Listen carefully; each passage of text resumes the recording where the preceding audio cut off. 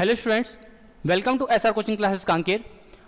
आज हम देखने जा रहे हैं मौलिक अधिकार के महत्वपूर्ण प्रश्न जो परीक्षा में बार बार पूछे जाते हैं। आप ध्यान रखिएगा, इसी प्रकार के प्रश्न जो है परीक्षा में आपको बार बार देखने मिलेंगे। आप कोई सी बुक उठा करके देख सकते हैं, मैं आपको इसको अच्छे तरीके से एक्सप्लेन करूंगा। ओके, तो हम देखेंगे कुछ इस प्रकार से प्रश्न हम करेंगे, पर इन प्रश्नों को करने से पहले मैं आपको मौलिक अधिकार के बारे में कुछ फैक्ट्स बता देता हूँ।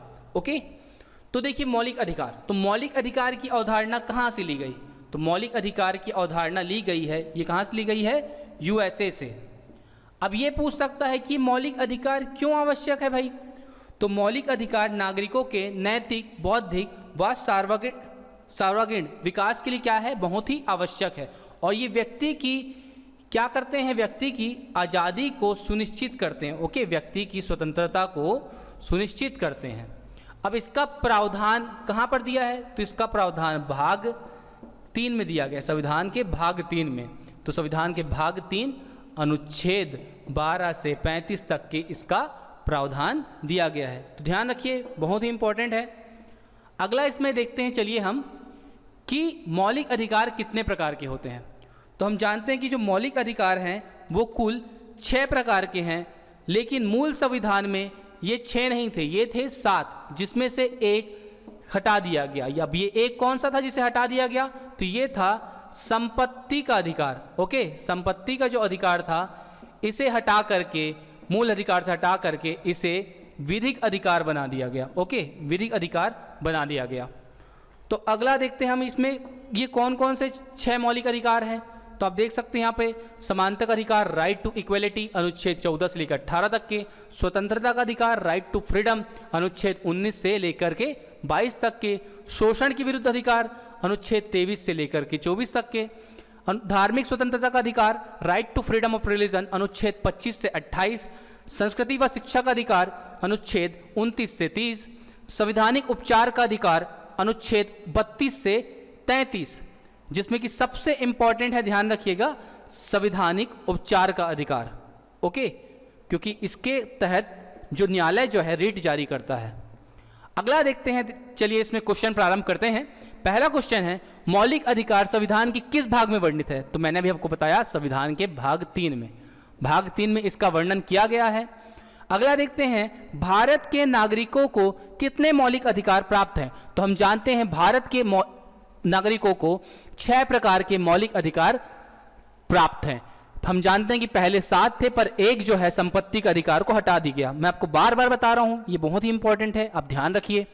अगला देखते हैं, भारत के संविधान में मौलिक अधिकार है, तो क्या था ये मूल संविधान का हिस्सा था, चौथे संशोधन द्वारा जोड़े गए, संसद द्वारा 1952 में जोड़े गए, या 42वें संशोधन द्वारा जोड़े गए? तो इसका करेक्ट आंसर है, ये मूल संविधान में दिया गया है। मैंने अभी आपको बताया कि मूल संविधान में 7 थे और बाद में 6 कर दिए गए। अगला देखते हैं, निम्नलिखित में से कौन मौलिक अधिकार नहीं है?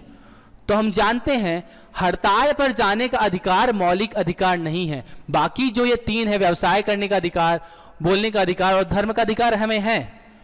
तो और ये कौन सा व्यवसाय करने का अधिकार भी किसके अंतर्गत आएगा? अनुच्छेद 19 के अंतर्गत। स्वतंत्रता का अधिकार जो हमें है ना। अगला देखते हैं, मौलिक अधिकारों का निलंबन कौन कर सकता है? तो मौलिक अधिकारों का निलंबन कौन कर सकता है बताइए? तो मौलिक अधिकारों का निलंबन जो है राष्ट्रपति कर सकता है। राष्ट्रपति कब कर सकता है? जब राष्ट्रपति देश में राष्ट्रीय आपातकाल लगा दे। अब ये राष्ट्रीय आपातकाल कौन से अनुच्छेद के अंतर्गत लगता है? ये लगता है अनुच्छेद 352 के अंतर्गत लगता है। ओके, राष्ट्रीय आपातकाल पर ध्यान रखिए, जब सभी मौलिक अधिकारों का निलंबन नहीं हो सकता। अनुच्छेद इसमें जो 20 हैं व 21 है, इनका निलंबन नहीं हो सकता। अनुच्छेद 20 क्या है? तो अनुच्छेद 20 है अपराधों के लिए दोष सिद्धि के संबंध में। अगर हमने कोई अपराध किया है तो हमें दोष सिद्धि करने का कि हम दोष मुक्त हैं, उससे हमको क्या मिलेगा? इसका एक मौका मिलता है इसमें। और अगला है प्राण एवं दैहिक स्वतंत्रता का, है ना। तो हमको क्या है, हम जी सकते हैं, हमें जीने का अधिकार जिसको बोलते हैं, अनुच्छेद 21। ओके, अगला देखते हैं, मौलिक अधिकारों के बारे में सुनवाई करने का अधिकार निम्न को प्रदान किया जाता है। तो किसे प्रदान किया गया है बताइए?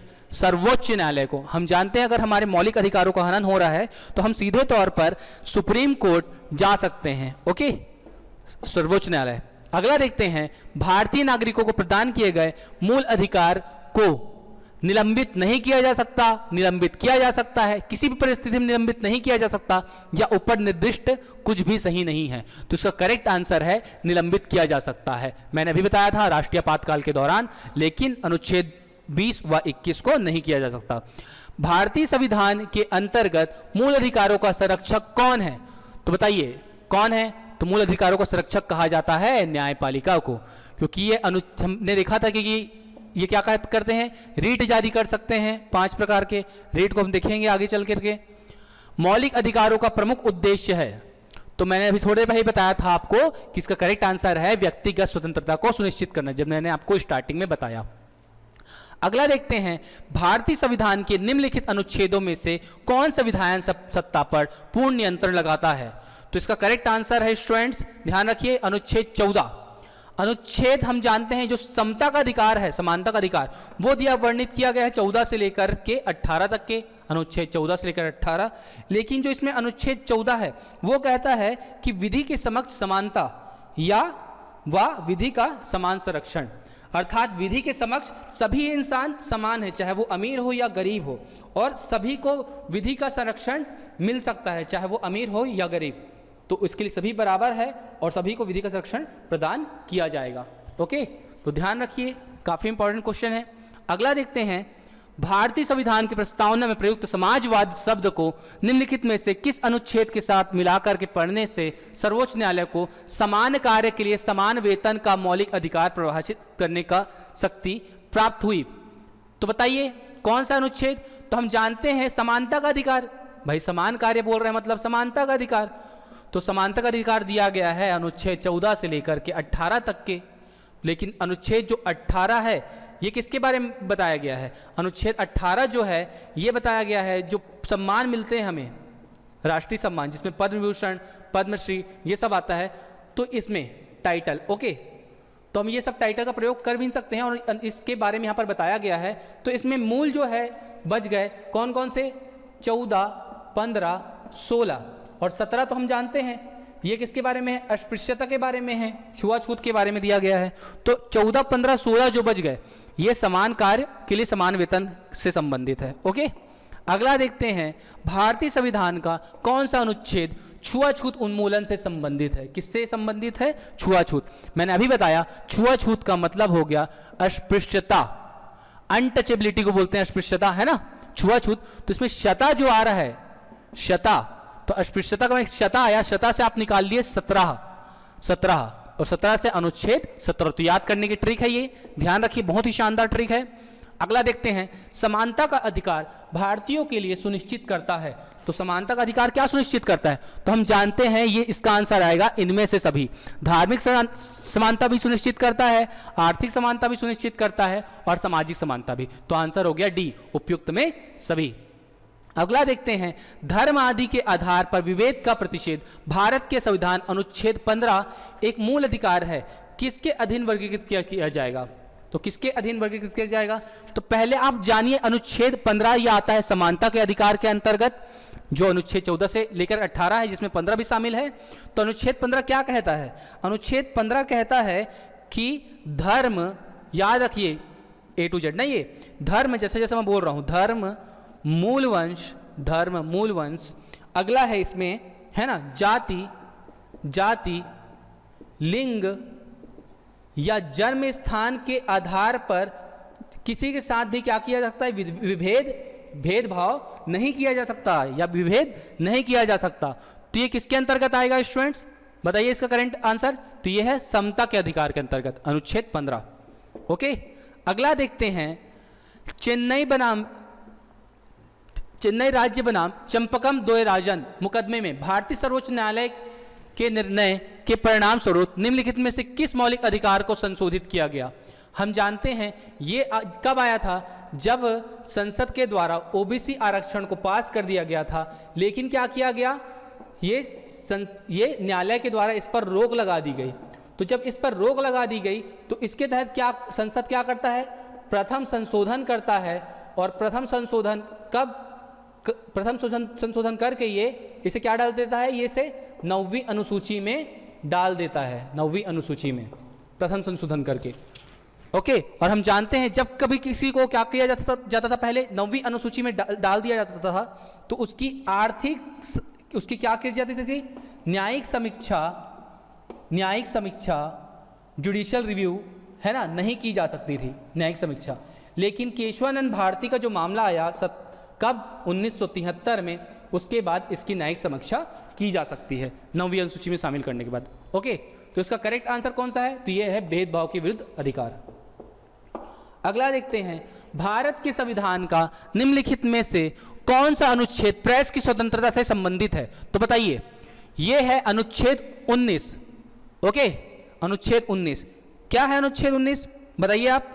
अनुच्छेद 19 है प्रेस की स्वतंत्रता। किसके बारे में बताया गया है, प्रेस की स्वतंत्रता के बारे में। तो यह है अनुच्छेद 19(1) का जो का है, या 19(1) का आप ए कहिए, इसके तहत क्या है, अभिव्यक्ति व भाषण की स्वतंत्रता है, जिसके तहत क्या प्रदान किया गया है, प्रेस की स्वतंत्रता को वर्णित किया गया है। अगला देखते हैं, प्रेस की स्वतंत्रता अधिकार निहित है, तो मैंने अभी बताया भाषण और अभिव्यक्ति की स्वतंत्रता पे, है ना। अगला देखते हैं, मौलिक अधिकारों के अंतर्गत कौन सा अनुच्छेद बच्चों के शोषण से संबंधित है। तो हम जानते हैं कि शोषण के विरुद्ध जो अधिकार आता है वो अनुच्छेद 23 है और 24। अनुच्छेद 23 में जो मानव दुर्व्यापार अर्थात ह्यूमन ट्रैफिकिंग के बारे में बताया गया है, ह्यूमन ट्रैफिकिंग के बारे में।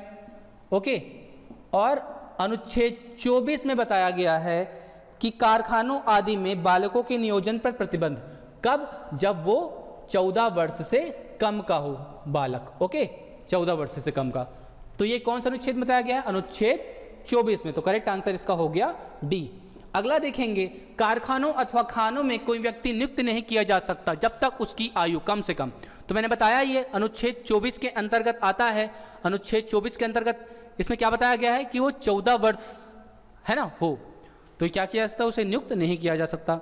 अगला देखते हैं, भारतीय संविधान के अनुच्छेद 25 का संबंध है। तो हम जानते हैं भारतीय संविधान में अनुच्छेद जो है 25 से लेकर के 28 तक के किसका वर्णन है, यह है धार्मिक स्वतंत्रता का वर्णन है। ओके, धार्मिक स्वतंत्रता का। तो साफ साफ इसमें एक ही है ऑप्शन में, धर्म की स्वतंत्रता। तो अनुच्छेद 25 के अंतर्गत आएगा धार्मिक स्वतंत्रता का अधिकार। ओके, अगला देखते हैं, संविधान के किस अनुच्छेद द्वारा सिखों द्वारा कृपाण धारण करना धार्मिक स्वतंत्रता का अंग माना गया है, तो यह है अनुच्छेद 25 के अंतर्गत। ओके, धार्मिक स्वतंत्रता का अधिकार के अंतर्गत अनुच्छेद 25 के अंतर्गत कृपाण धारण करने का। तो बहुत इंपॉर्टेंट है, आप ध्यान रखिए, मेरे साथ आप रिवाइज करते जाइए। यदि आपको आता है इसका आंसर तो आप पहले से बताते जाइए और आप मैच करिए। अगला देखते हैं, भारतीय संविधान का कौन सा अनुच्छेद अल्पसंख्यकों को अपनी मनपसंद शिक्षण संस्थाओं के स्थापित तथा संचालित करने का अधिकार देता है। अपनी मनपसंद शिक्षण संस्थाओं तथा स्थापित करने और संचालित करने का, जैसे कि मदरसा स्थापित करते हैं मुसलमानों द्वारा मदरसा, तो ये कौन से आर्टिकल से संबंधित है, इसका आंसर आप बताइए जल्दी से बताइए इसका आंसर। तो ये है आर्टिकल 30 के तहत, अनुच्छेद 30 के तहत क्या कर सकते हैं, वो मनपसंद शिक्षण संस्थाओं की स्थापित और संचालन कर सकते हैं। ओके, अगला देखेंगे, धार्मिक स्वतंत्रता का अधिकार किस अनुच्छेद के द्वारा दिया गया है, तो मैंने अभी बताया आपको अनुच्छेद 25 के द्वारा दिया गया है।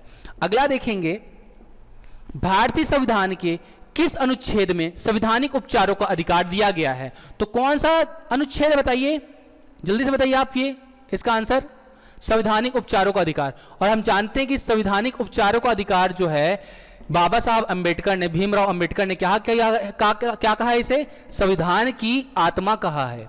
ध्यान रखिए, संविधान की आत्मा कहा है, तो ध्यान रखिए ये कितना इंपॉर्टेंट होगा। तो संविधान की आत्मा किसे बताइए, अनुच्छेद 32 को, क्योंकि इसके तहत जो न्यायालय है सुप्रीम कोर्ट क्या जारी करता है, रीट जारी करता है।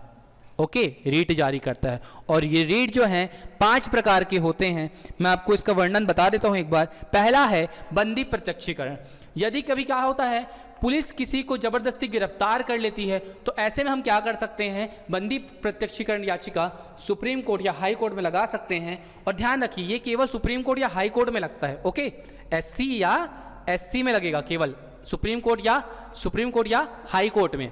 इसके तहत क्या होगा, बंदी प्रत्यक्षीकरण जब याचिका लगाते हैं हम लोग हैबियस कॉर्पस, तो इसके तहत क्या होता है, जो कोर्ट जो है क्या आदेश जारी करता है कि उनको 24 घंटे के अंतर्गत सशरीर, है ना, उनको प्रस्तुत करें न्यायालय में 24 घंटे के भीतर।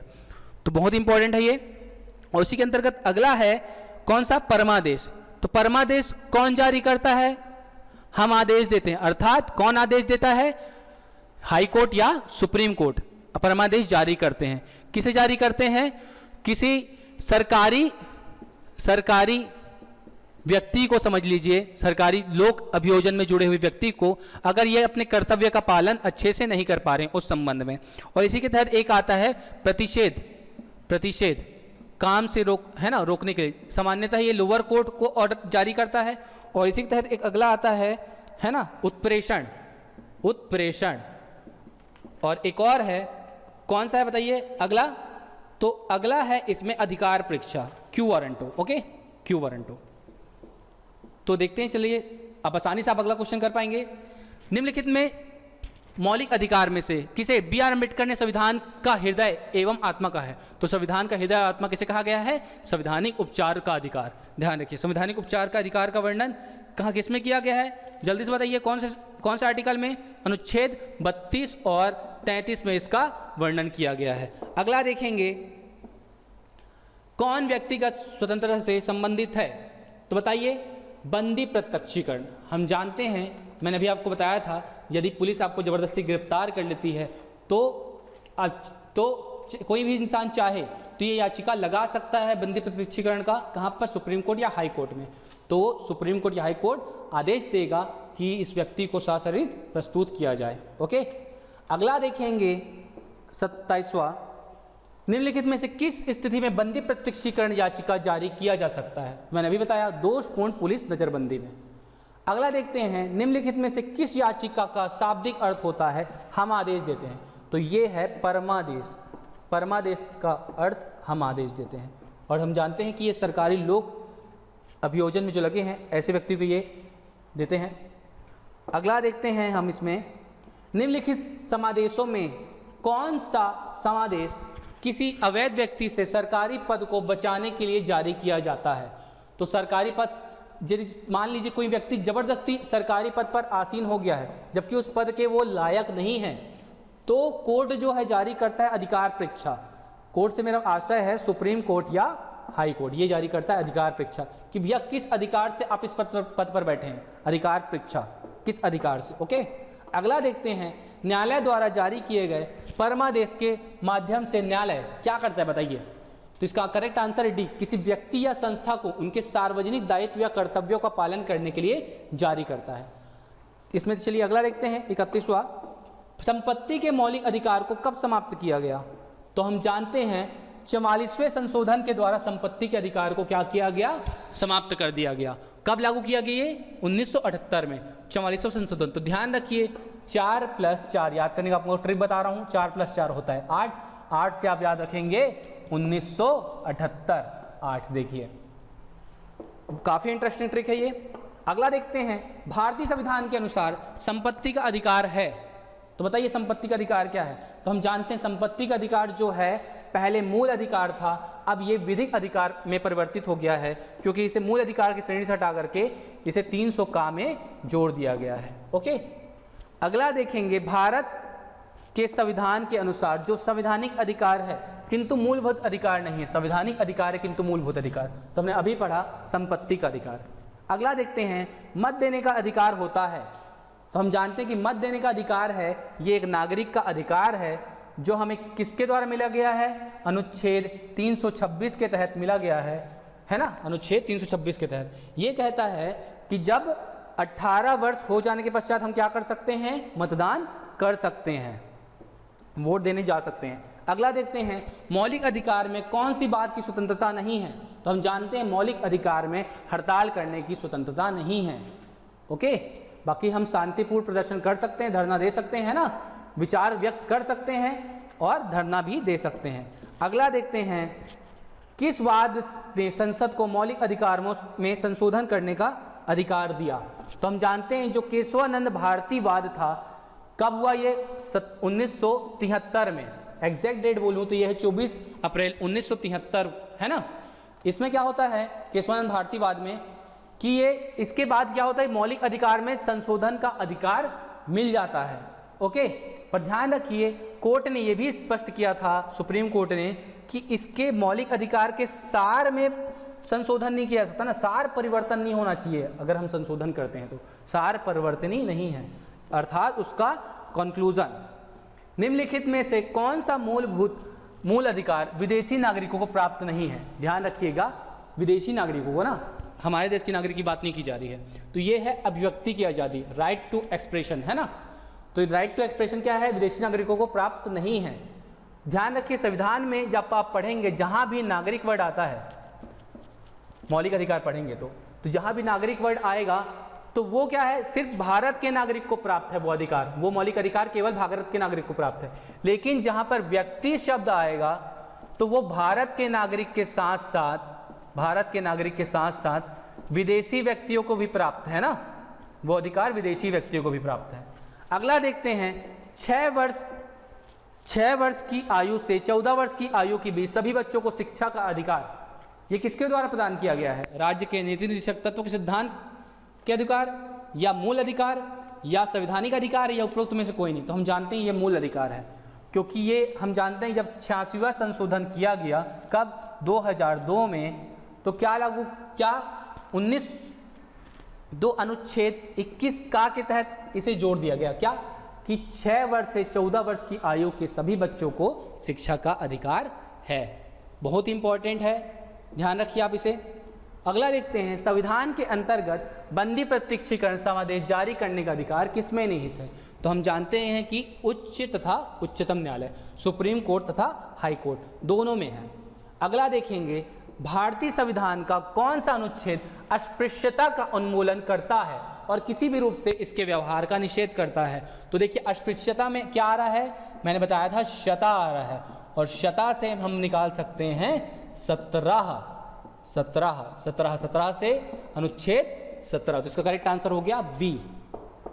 अगला देखते हैं, मौलिक अधिकारों को लागू करने के लिए रीट जारी की जाती है। तो बताइए कौन रीट जारी करता है? तो ये रीट जारी करता है उच्चतम न्यायालय द्वारा, है ना, मौलिक अधिकारों के लिए। तो उच्चतम न्यायालय भी कर सकता है, और ध्यान रख लिए उच्च न्यायालय भी कर सकता है। ऑप्शन में नहीं था ये, पर उच्च न्यायालय भी कर सकता है।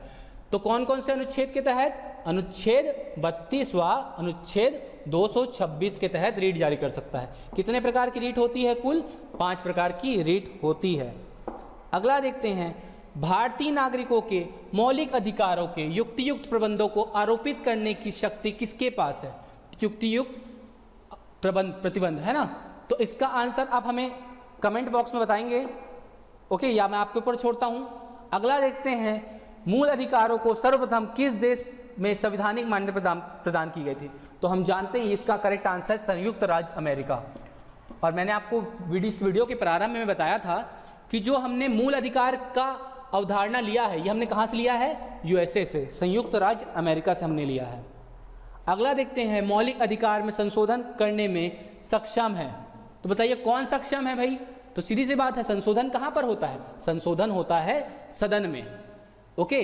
अब संसद में, ओके, कहाँ होता है? संसद में। संसद में 2 सदन हम जानते हैं, एक लोकसभा और एक राज्यसभा। तो ये प्रस्ताव कहीं भी पहले लाया जा सकता है।